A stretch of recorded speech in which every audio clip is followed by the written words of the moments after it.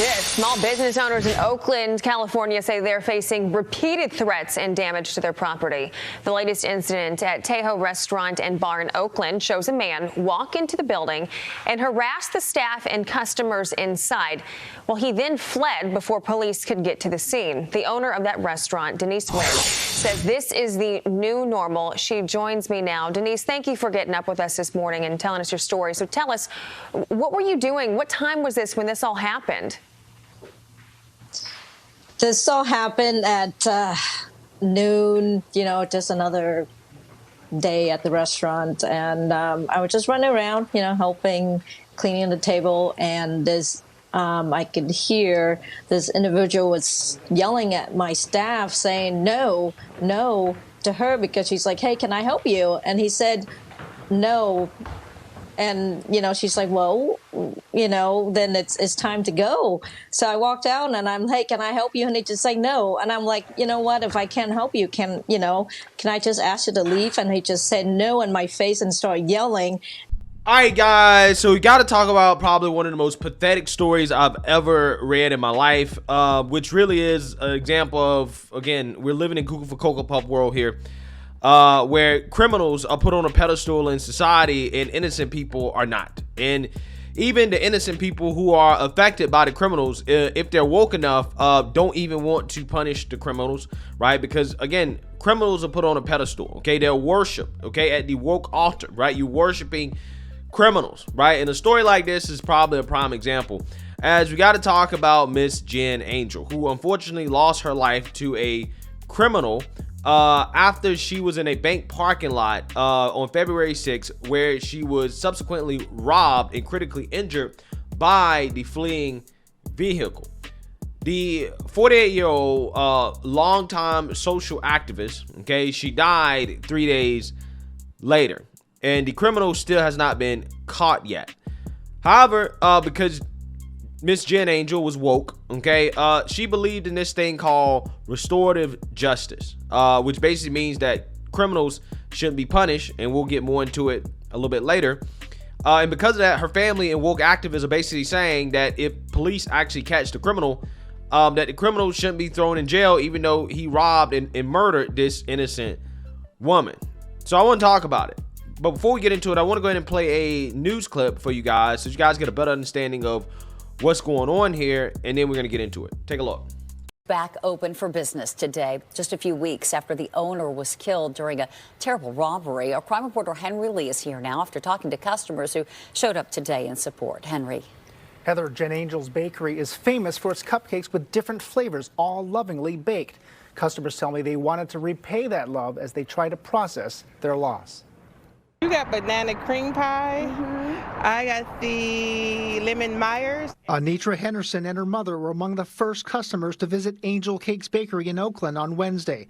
The cupcake shop at 5th and Brush Streets reopened for the first time since owner Jen Angel was killed during a violent robbery earlier this month. I'm just starting to hear it happening all over, where people are getting robbed, and it's just really sad. People work hard for their money, and she didn't deserve that at all. On February 6th, Angel was sitting in her car in a bank parking lot near 21st and Webster downtown when someone broke into her car and grabbed her purse. Angel tried to get her belongings back, but was dragged by the suspect's car and hit her head on the pavement. She died 3 days later. I just wanted to help out, and honor this lady, because, I felt so bad what happened to her. I'm here to support the company. I'm here to support her vision. Cherie Carson came an hour early to the shop, located in the old Gingerbread House restaurant. She bought 2 boxes of cupcakes. I am amazed and awed at how the community has come together to support her. Angel was a longtime community activist who did not believe in incarceration. Friends say she would not want those responsible to be in jail. I think we should honor what she wants, and I think it is a new way of approaching justice. Angel's organs were donated, including on Valentine's Day, her heart. Loved ones held a moment of silence and honored her as staff took her to the operating room. Angel was 48 years old.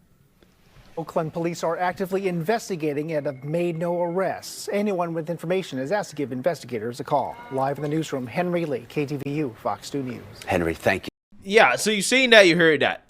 Let's read a little bit more here about this this woman and her activism and what she would want following her own murder. And then we're going to read about restorative justice a little bit, and then I'm going to give you guys my take, and then we'll go from there.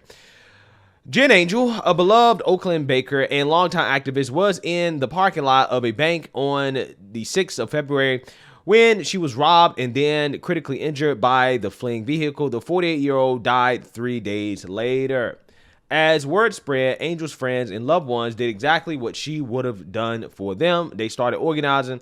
They fundraised first for medical costs and then expenses related to her death, created spreadsheets to coordinate tasks, and formed a plan to ensure her bakery, Angel Cakes, would stay open and employees would be cared for.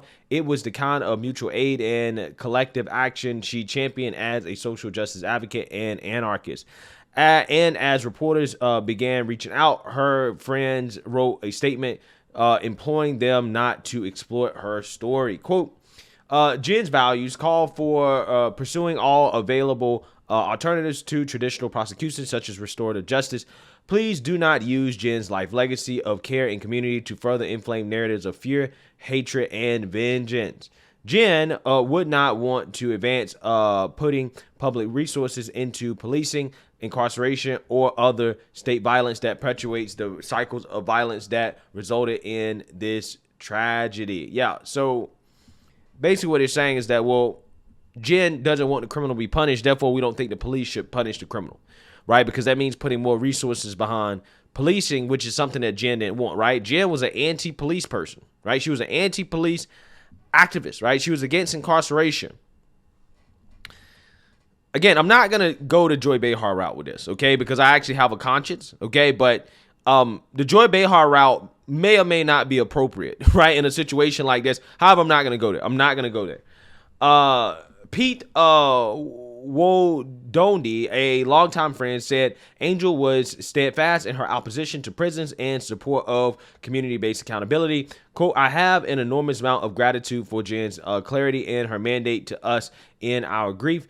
And as Jen often says, quote, we don't ask anybody to organize for us. We organize for ourselves. So we are organizing. As the cause for restorative justice has gone viral, Angel's friends said her rejection of policing just scratches the surface of her politics and impact. Interviews with a dozen loved ones and collaborators paint a picture of a fiercely driven activist who had a huge reach across social movements, but never sought the kind of fame she's now receiving. All right, so let's read about restorative justice here real quick. Just a quick little blurb. Restorative justice is an approach to justice where one of the responses to a crime is to organize a meeting between the victim and the offender, sometimes with representatives of the wider community. The goal is for them to share their experience of what happened, to discuss who was harmed by the crime and how, and to create a consensus for what the offender can do to repair the harm from the offense. This may include a payment of money given from the offender to the victim, apologies, and other amends and other actions to compensate those affected and to prevent the offender from causing further harm, aka no jail, right? No real punishment, right? I think restorative justice can work for non-violent offenses, right? I think that it may be appropriate for that. But when you're talking about robbing and murdering somebody, I don't think there's no such thing as restorative justice, because there's nothing that can be done to restore the victim's life. Okay, there's nothing that can be done to do that, right? The only thing that can be done in order to at least, get some type of payback or revenge or some sense of justice is to either lock the person up that did it away forever or have the death penalty for them to die, right? That's the only way. And again, it's stuff like this that, makes me in favor of public executions, right? Which is something Trump has called to bring back, and I actually agree with that. We should have public executions again, because that, in my opinion, is a way to actually try to have justice and to warn these criminals that, hey, this is what's going to happen to you if you commit crimes like this. But the woke activists, they care more about their politics than getting actual real justice, right? And it's really a shame because, hey, at the end of the day, this is what they want. This is what they ask for. This is not going to help anything, right? If anything, this is going to embolden criminals even more. Oh, I can rob somebody, and kill them. And then these activists are so woke that they're not even going to want me to go to jail, right? They're going to advocate for me to be out of jail. So at what point do you punish the person, right? At what point do you get a person the death penalty for killing somebody else? At what point do you do that? Again, that's why I would ask these woke activists, at what point do you punish somebody? Because if that was me, if I was murdered, I would want, like, justice. I would want that person to be locked away forever in solitary confinement, or I would want the death penalty for that person. Period. Right? A life for a life. That's what I would want. Right? In a situation like that. But again, they want to get a criminal a pat on a slap on the wrist and say, "Oh, we feel so bad that you did this, and you know we're gonna sit down and talk to you, and we're gonna come to agreement so that you don't do this again." These people live in la world, man. I really don't get it. I really don't understand. But hey, like I said, man, just give them what they want. If this is what they want, this is what they want, right? I just feel bad that innocent people get hurt in the process of this. But at the end of the day, it seems like even some of the innocent people there, they're so woke that, again, a criminal can kill them, and they're still going to side with the criminal. They're still going to feel bad for the criminal. They're still going to, again, put the criminal on a pedestal. Amazing. You can't do anything for these type of people, right? You can't do anything for these people. There's nothing you can do for these people. You can't reason with people like this. Again, this is probably one of the most insane stories that I've read this year. Again, where you have the family and the people that claim they care about the victim that was murdered, basically advocating for the criminal to walk free with no real consequences. Just a stern talking to. Hey, you better not do that again, right? Because they're woke. Again, wokeness is the antithesis of common sense. It really is. Let me know what you guys think. Make sure you like, comment, and subscribe. Most importantly, share a Black conservative perspective. Peace.